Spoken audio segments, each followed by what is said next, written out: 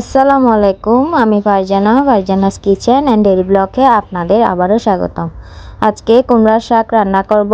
কুমড়ার শাকের অনেক উপকারিতা আছে, কি কি উপকারিতা আছে সেটি শেয়ার করব ইনশাল্লাহ। ভিডিও শুরুতে আপনাদের কাছে একটি অনুরোধ রইল, আপনাদের যদি আমার ভিডিওটি ভালো লাগে তাহলে প্লিজ আমার চ্যানেলটি সাবস্ক্রাইব করবেন। কুমড়ার শাক ভিটামিন ও খনিজ সমৃদ্ধ, যা ত্বক ও চুল সুস্থ রাখতে সাহায্য করে। যাদের ত্বক রুক্ষ ও চুল ঝরে পড়ে যাচ্ছে তারা নিয়মিত এই শাক খেতে পারেন। এটি ডায়াবেটিস রোগীদের জন্য অত্যন্ত উপকারী শাক। কুমড়ার শাক রক্তে শর্করার মাত্রা নিয়ন্ত্রণে সাহায্য করে, যা ডায়াবেটিস রোগীদের জন্য উপকারী। এছাড়া নতুন মায়েদের জন্য এটি একটি উপকারী শাক। প্রয়োজনীয় পুষ্টি ও আয়রন সরবরাহ করার কারণে স্তন্যদানকারী মায়েদের জন্য এটি খুবই উপকারী।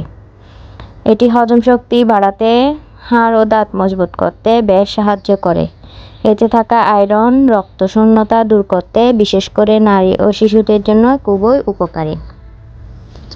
আপনি কুমড়ার শাক বিভিন্নভাবে রান্না করতে পারেন, যেমন ভাজি, তরকারি কিংবা স্যুপ বানিয়ে নিয়মিত খাদ্য তালিকায় রাখতে পারেন।